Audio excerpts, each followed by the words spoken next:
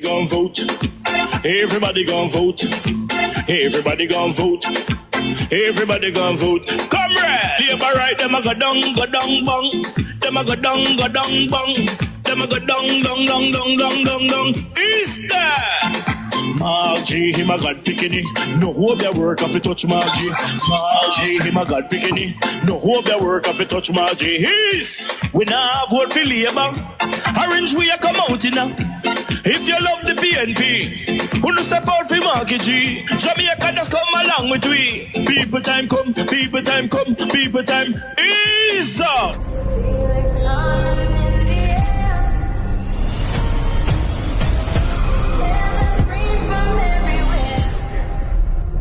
Only thing that's on my mind is who's gonna run this town tonight. Yeah, I say that we are. Pledge your allegiance. Who's gonna run this town tonight? Yeah, I say that we are.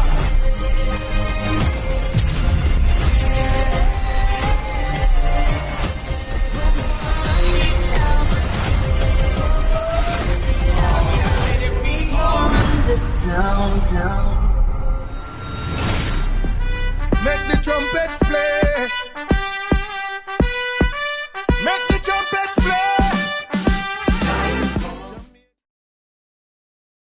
First, let's remember a little bit about the history of how Portmore came to be a municipality, right? So the website says that it was created by an Act of Parliament on June 19, 2003. So that's just over 20 years ago, about 22 years ago, right? And they said that was a culmination of 9 years of agitation by citizens who had petitioned the government. And they're not kidding. Trust me, there was meeting after meeting. There was town hall after town hall.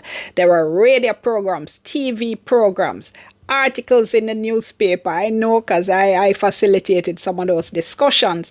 And a lot of the agitation and the lobbying, in fact, one of the leaders was the late George Lee. He later went on to run for the PNP and become the first mayor of Portmore. But I have to tell you, I have never experienced or interviewed citizen representatives who were as determined, as focused, as informed as those citizen representatives from Portmore during those lobbying years. Them did serious. It was also a big thing. It's the only people in Jamaica who were able to vote directly for their mayor, right?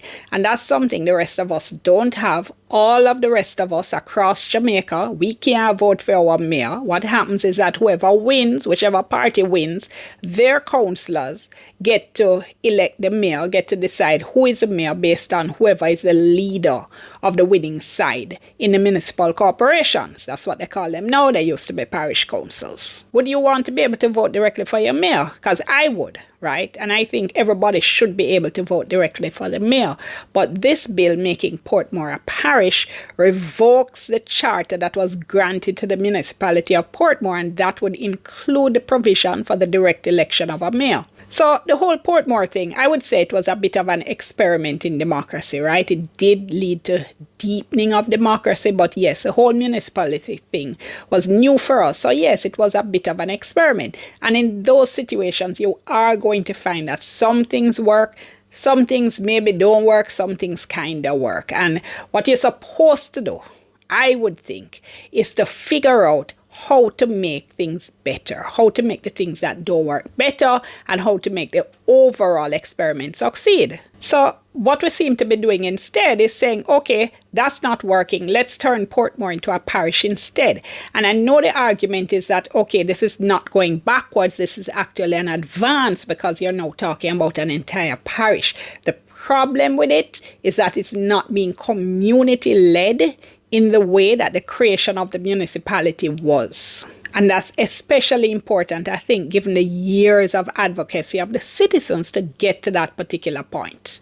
Now, there was a joint select committee of Parliament which looked at this issue and which provided a report, and they recommended that Portmore should become a parish. One of the things the report talks about is the number of meetings they had. So they invited written submissions first, and a group of government entities made submissions, some individuals as well, hardly any community groups. Then they said that the committee held 14 meetings and that 2 of those took the form of virtual town hall meetings to directly engage members of the public.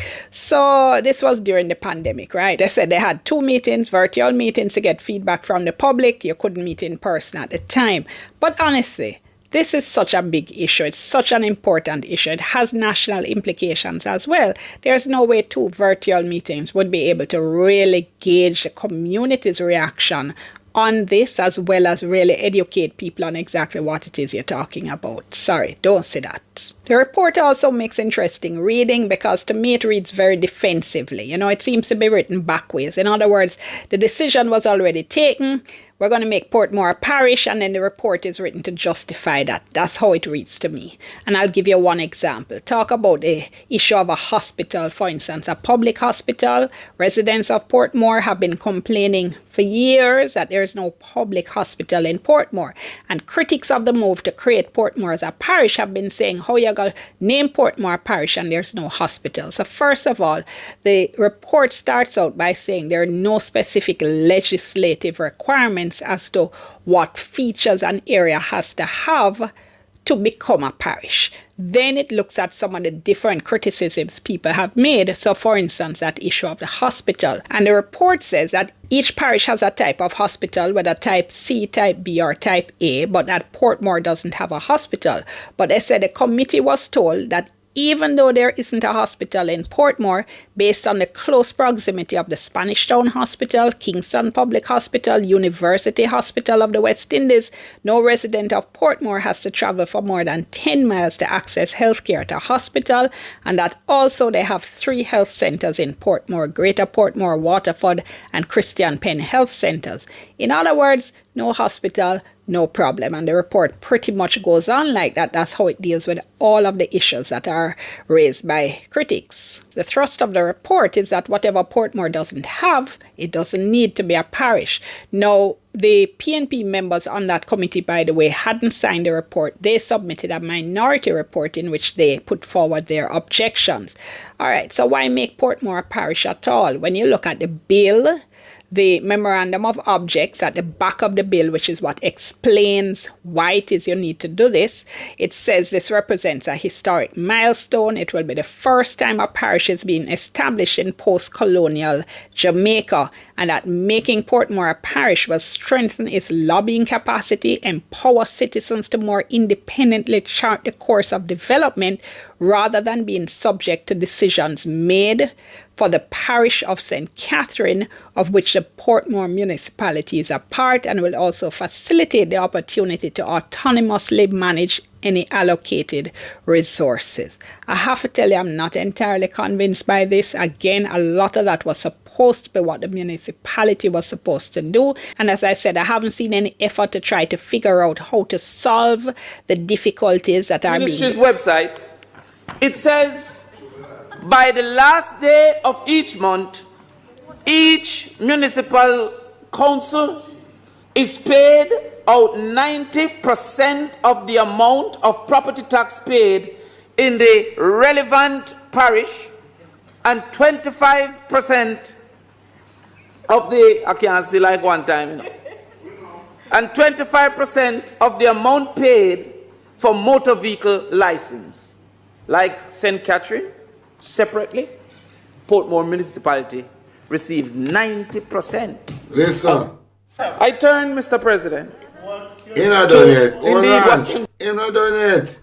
The teacher is on the floor. Listen, 1-0, I collect the money. That is why Desmond McKenzie want to go in the street, go fight for his boyfriend, Andrew. None of that. No more of that. No more of that. For which the 10% goes.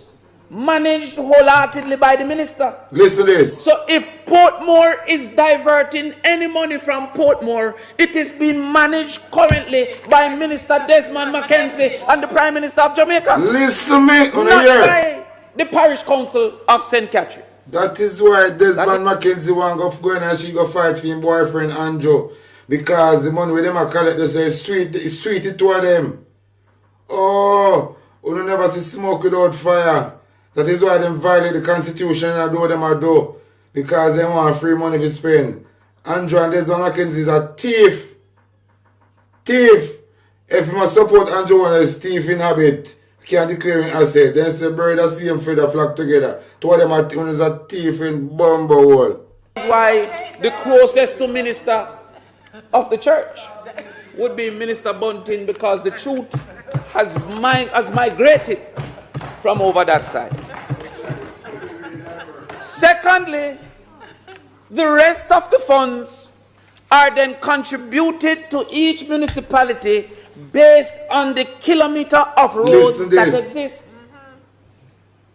To date, there are 2 recommendations for boundaries of the quote-unquote parish of Portmore. The JLP boundary reduced the number of kilometers of roads and by extension reduced the probability of funds coming to Portmore. Yes. That is a lie from the bottom of the pit of it. Because them love bottom, you know. It's a bottom not twisting party, facts. you know. You want to read it? All right, I got to move from the local government website and go to the Portmore municipality website. Thief them. I don't want you to say that it is not correct. Yeah, Andrew come up about, you know, Jamaica never put back the financing of the PNP and I thief them. It says here. Pussy all them. Them fuck up.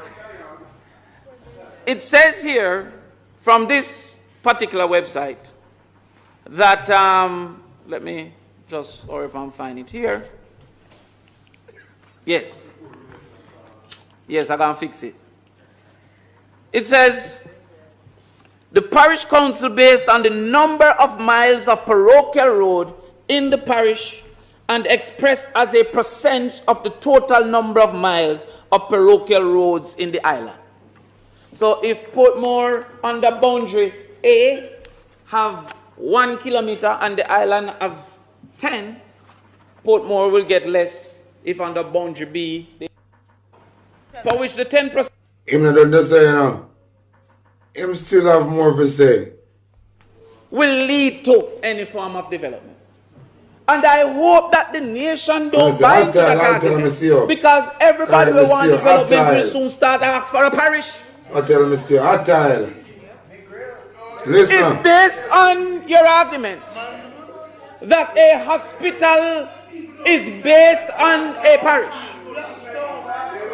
Then if Lloydesville wants an hospital, they should ask to be a parish.